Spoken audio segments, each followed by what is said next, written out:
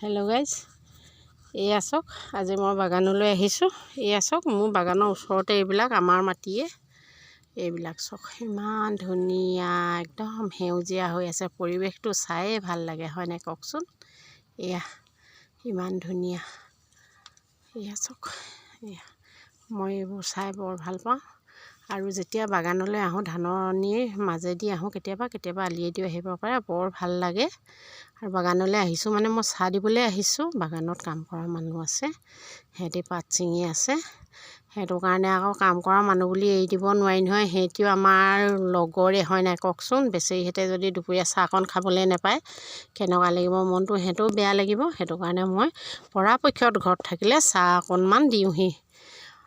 আপোনালোকে কাম কৰা মানুহক এনেকৈ কৰি থাকিলে দিব, কাৰণ কেলৈ আমাৰ নিচিনা সিহঁতিও এটা জীৱ লগা বস্তুৱে হয় নাই কওকচোন। এটা পৰিয়াল চলাবলৈ সিহঁতি এনেকৈ কষ্ট কৰি থাকে।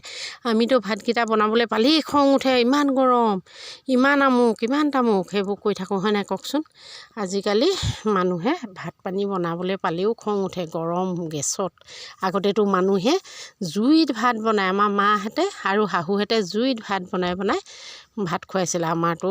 এতিয়া আমাৰ শাহু ঘৰত বহুত মানুহ আছিলে, ময়ে আহি বহুত মানুহ পাইছোঁ। তেওঁলোকে তেনেকৈয়ে জুইত ভাত বনাই খায়। একদম ৰাতিপুৱা ভাত কিজান আমি 12টা-1টা বজাত খাওঁ।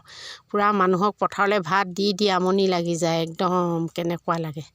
সেইবিলাক এতিয়া সপোন নিচিনা লাগে ৰাইজ। বাগানো আছিলে মোৰ নিজৰ বাগানখন বাৰু মই নিজেই কিনা, বাকীখিনি আমাৰ ভাইটিহঁতৰ বাগান সেইবোৰ খুলি আছিলে। ইমান মানুহ, তথাপিতো তাৰ মাজতে এনেকেই ল'ৰা ছোৱালীও 2টা ডাঙৰ কৰিলোঁ। আৰু শাহুৰ লগত থাকি এনেই ভাল লাগে হয় নাই কওকচোন। মোৰ দেওৰ এটা আছে, এতিয়া যে আপোনালোকক দেওৰটো পোৱালিকেইটা দেখুৱাই থাকোঁ সেইকেইটা, সেইটোৱে। আৰু বাইদেউ আছিলে 3জনী, বিয়া দিয়া হ'ল। হ'ব দিয়ক, মোৰ ভিডিঅ'বোৰ চাব, লাইক আৰু ছাবস্ক্ৰাইব কৰিব। আজিলৈ আহোঁ, বাই।